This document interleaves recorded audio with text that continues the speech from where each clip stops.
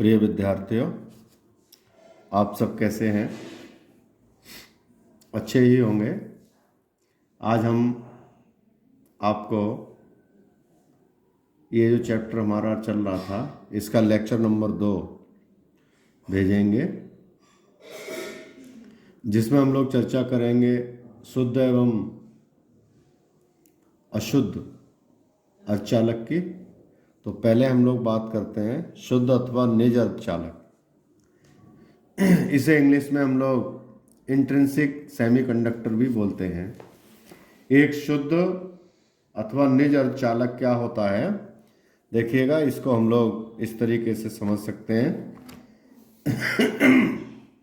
एक शुद्ध अर्धचालक जिसमें कोई अपद्रव्य न मिला हो, जिसमें कोई अपद्रव्य न मिला हो, निज अर्धचालक कहलाता है। और इस प्रकार शुद्ध अथवा निज अर्धचालक को उसकी प्राकृतिक अवस्था में हम लोग निज अर्धचालक बोलते हैं।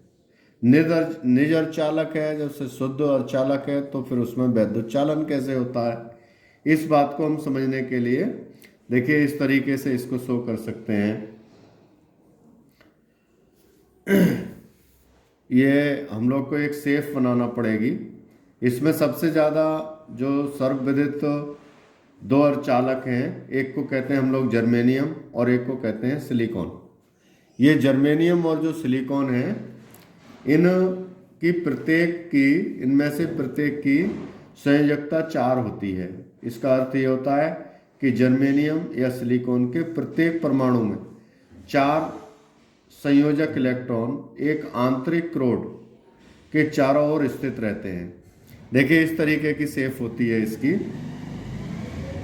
ये मैं आपको डायग्राम बना रहा हूँ, इसकी मदद से मैं आपको एक्सप्लेन करूँगा इसको।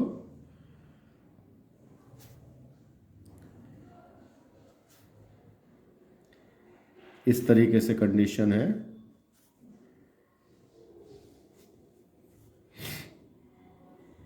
ये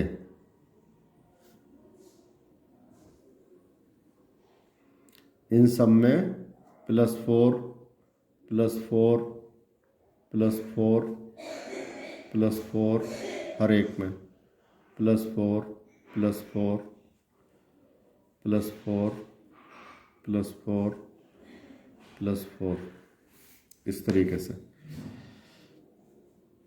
और ये यूं करके सहसंयोजक बंध बनाते हैं।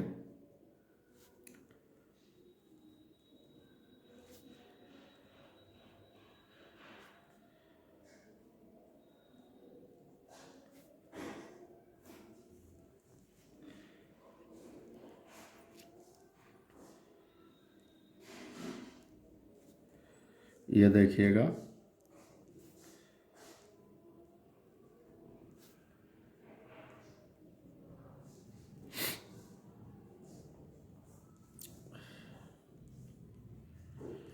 आप लोग बनाते जाएं।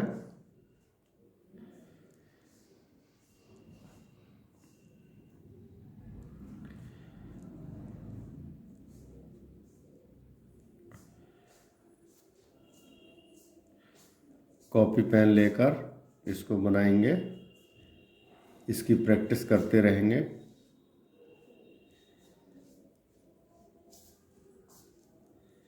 इस तरीके से आपको बनाना है।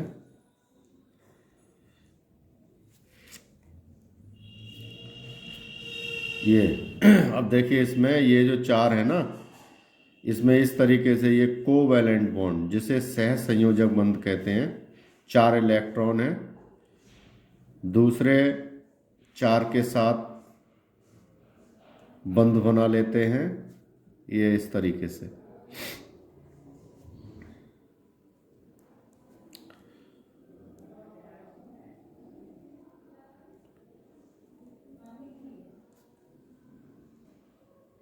आप लोग ये सोच रहे होंगे कि जब ये पूरा इसका संयोजकता 4 है, तो फिर ये एक दूसरे के साथ सहसंयोजक बंध बना लेते हैं। जैसे मैं इसकी बात करूं, ये इसके साथ, ये इसके साथ, ये इसके साथ, ये इसके साथ, सहसंयोजक बंध बना ले रहा है, तो इसमें वैद्युत चालन क्यों होता है फिर, जब इसमें फ्री इलेक्ट्रॉन ही नहीं है? क्योंकि हम लोगों ने आपको पीछे डिस्कशन किया था कि फ्री इलेक्ट्रॉन ही किसी भी पदार्थ में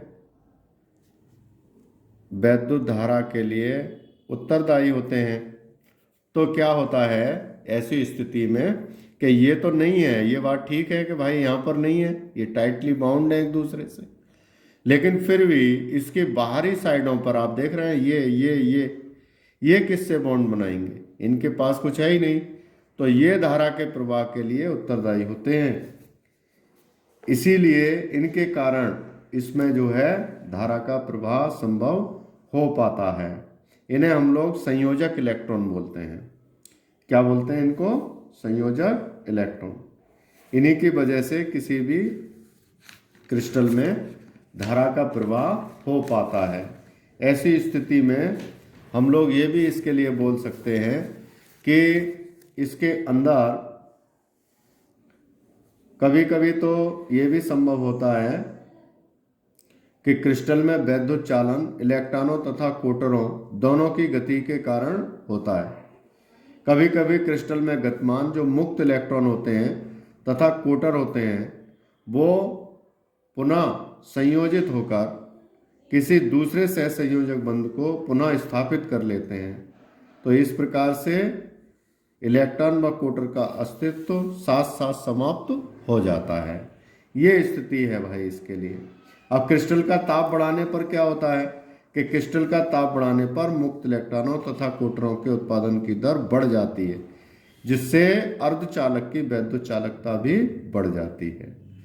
ये बात तो थी आपकी शुद्ध अथवा निज अर्धचालक के लिए। अब दूसरी बात इसमें आती है, दूसरा पॉइंट है, वो है आपका अशुद्ध अथवा बाह्य अर्धचालक। देखिएगा इसके बारे में हम लोग चर्चा करते हैं। अशुद्ध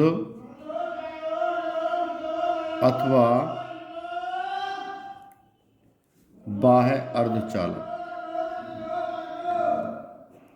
अशुद्ध अथवा बाह्य अर्धचालक। अशुद्ध अथवा बाह्य अर्धचालक को हम लोग इंग्लिश में बोलते हैं एक्सट्रिंसिक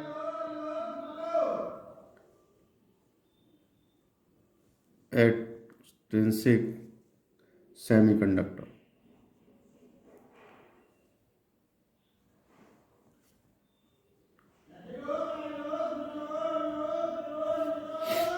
एक्सट्रिंसिक सेमीकंडक्टर्स।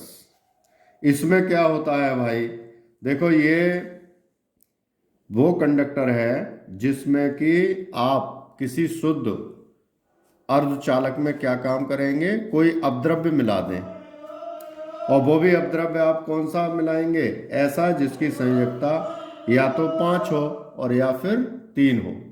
अगर आप संयोजकता 5 अथवा 3 वाला कोई भी अपद्रव्य, ये ऊपर वाला जो है आपका शुद्ध या निज अर्धचालक, इसमें अगर आप मिला देते हैं तो आपके लिए प्राप्त हो जाएगा अशुद्ध या फिर बाह्य अर्धचालक। ये इसकी मेन विशेषता है। अब इसके हिसाब से जो है ये 2 प्रकार के होते हैं बाह्य अर्धचालक। 2 प्रकार के कौन कौन से होते हैं भाई? एक को कहते हैं हम लोग एन टाइप के अर्धचालक और एक को कहते हैं हम लोग पी टाइप के अर्धचालक। एन टाइप के अर्धचालक कौन से होते हैं? एन टाइप के अर्धचालक वो अर्धचालक कहलाते हैं जिनमें कि जो आपका जो शुद्ध अर्धचालक है उसमें आप संयोजकता 5 वाला कोई अपद्रव्य मिलाएं। कितनी संयोजकता वाला मिलाएं? 5 वाला, तो आपको प्राप्त हो जाएगा एन टाइप का अर्धचालक। कारण क्या है? कारण ये है कि इसमें 4 जो ये होते हैं आपके इलेक्ट्रॉन, ये 4 वैलेंसी बॉन्ड बनाते हैं। अब 5 वाला मिलाएंगे ना तो 4 में तो बॉन्ड बना लेगा, एक खाली रह जाएगा, रिक्त रह जाएगा, उसे बोलते हैं फ्री इलेक्ट्रॉन। देखिए इस तरीके की कंडीशन होती है। मैं आपको इसका भी डायग्राम बना रहा हूँ तो आपको पता चलेगा। देखिएगा इस तरीके की कंडीशन है। ये हमने 5 वैलेंसी का कोई पदार्थ मिला लिया। अब 5 संयुक्ता वैलेंसी वाले पदार्थों के नाम है आर्सेनिक, एंटीमनी अथवा फास्फोरस। तो देखिए किस तरीके से है ये, इसको आपने इसमें मिला दिया है।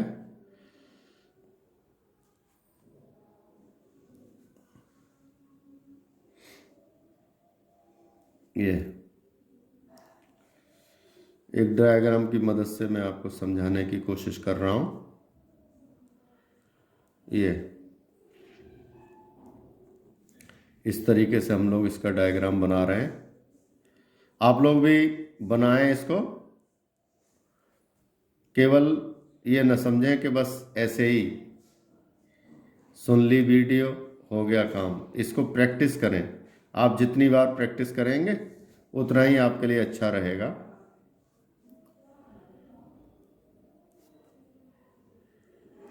इस तरीके से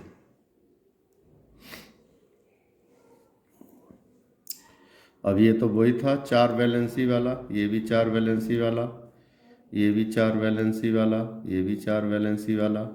ये आपने अपद्रव्य मिलाया है। मैंने आपको 3 बताए थे ना, कौन कौन से, आर्सेनिक, एंटीमनी या फिर फास्फोरस।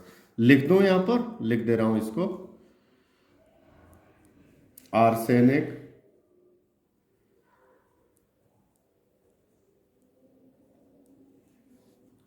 एंटीमनी,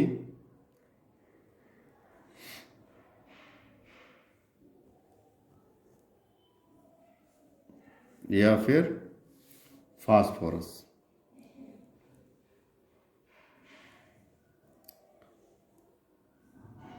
इनकी वैलेंसी होती है 5।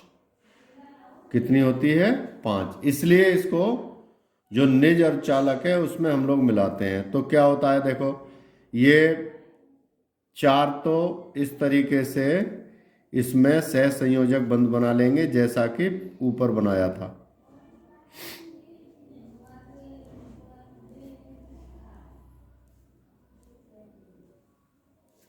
ठीक है,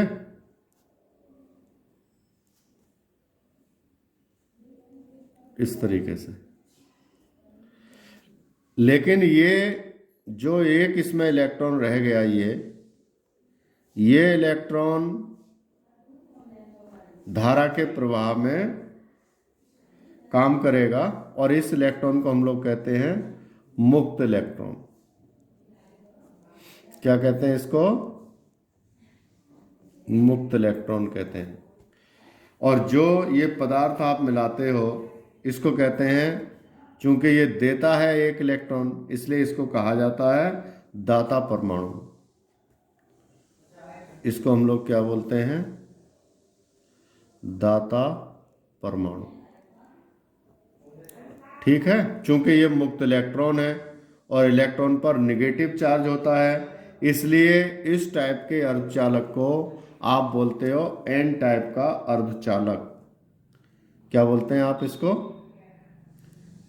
एन टाइप अर्धचालक।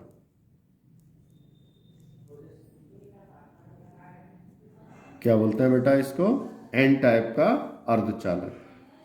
तो बस इसमें इतना काफी है आपको समझने के लिए कि इसमें मुक्त इलेक्ट्रॉन होते हैं। मुक्त इलेक्ट्रॉन आते इसीलिए हैं क्योंकि आपको पता है कि इसमें आपने ऐसा अपद्रव्य मिलाया है जिसकी वैलेंसी 5 है। तो 5 में ये 4 तो अपना कोवैलेंट बॉन्ड बना लेते हैं, जो 1 इलेक्ट्रॉन बच रहता है, बाकी और भी इधर उधर इलेक्ट्रॉन है, ये सब मुख्य रूप से ये काम करता है। तो ये सब मिलकर के इसमें धारा का प्रवाह करते हैं। इसीलिए इस टाइप के अर्धचालक को एन मीन्स नेगेटिव, तो एन टाइप का अर्धचालक कहते हैं। दूसरा होता है बेटा पी टाइप का अर्धचालक। तो पी टाइप के अर्धचालक में आप क्या काम करते हो? देखिएगा पी टाइप का, पी टाइप अर्धचालक।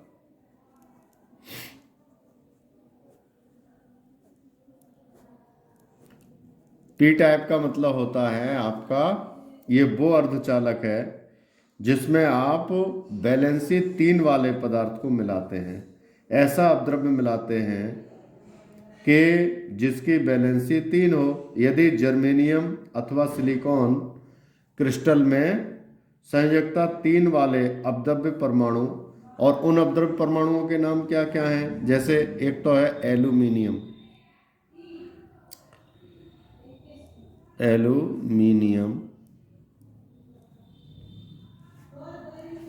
बोरॉन या फिर गैलियम,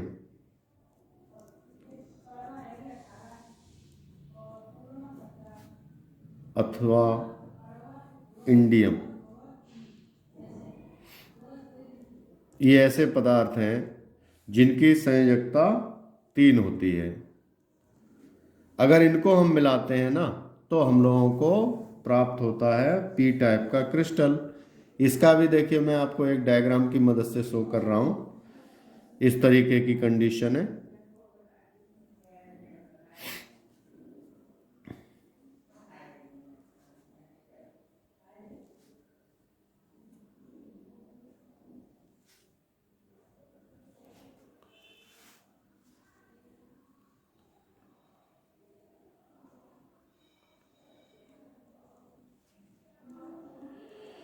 आप लोग बनाते जाएं साथ साथ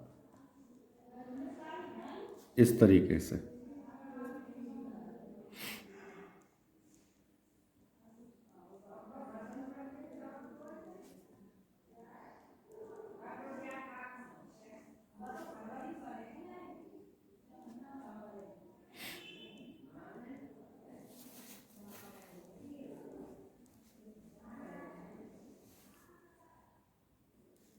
देखिएगा ये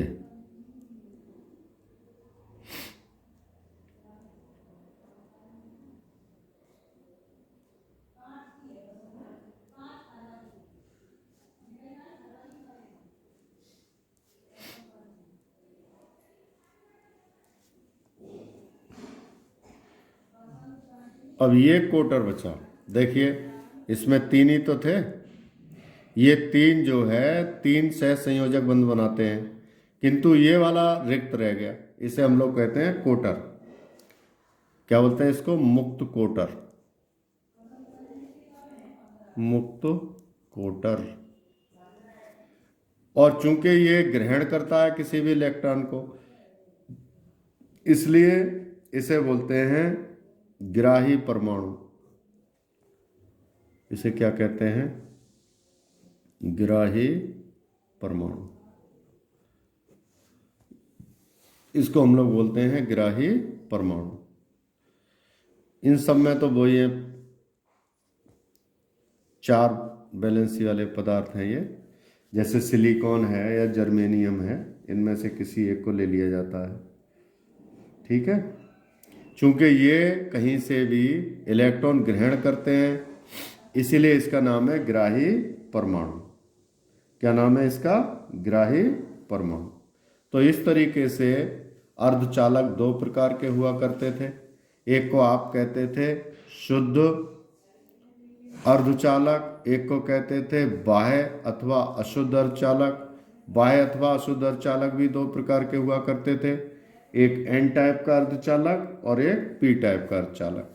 एन टाइप का अर्धचालक तब बनता था जब क्या होता था, जब इसमें आप कोई ऐसा द्रव्य मिला दें जिसकी संयोजकता कितनी हो?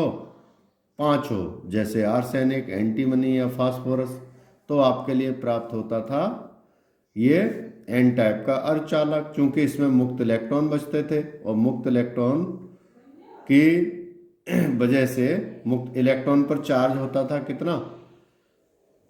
और ऋणात्मक, निगेटिव, इसीलिए इसे एन टाइप का अर्धचालक कहते हैं।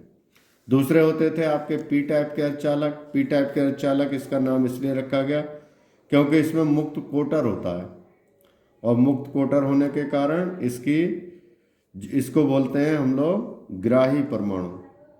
और कोटर चूंकि पॉजिटिव होता है, पॉजिटिव मीन्स पी, तो इसीलिए इसको बोला जाता है पी टाइप का अर्धचालक। क्या बोला जाता है बेटा इसको?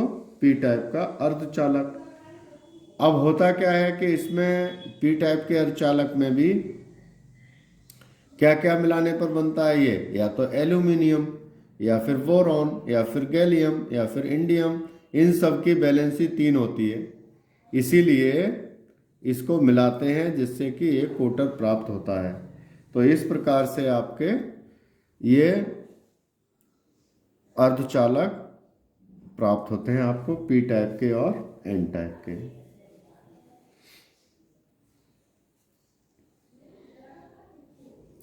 पी टाइप के अर्धचालकों में कोटरों की गतिशीलता एन टाइप अर्धचालकों में इलेक्ट्रॉनों की गतिशीलता की तुलना में काफ़ी कम होती है।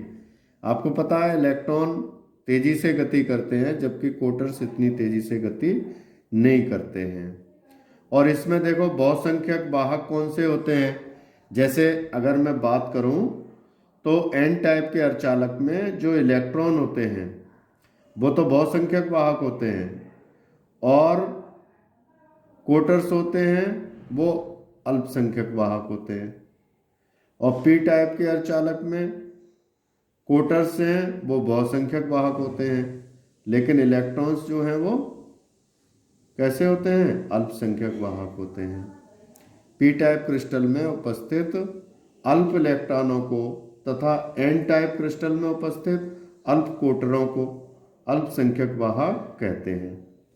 ठीक है, तो आज की वीडियो में बेटा हम आपको इतना ही बता रहे हैं, क्योंकि बड़ी वीडियो बना देते हैं तो बच्चे देखने में थोड़ा कम समय तक देख पाते हैं। तो आज की वीडियो में इतना ही, तब तक के लिए बाय बाय।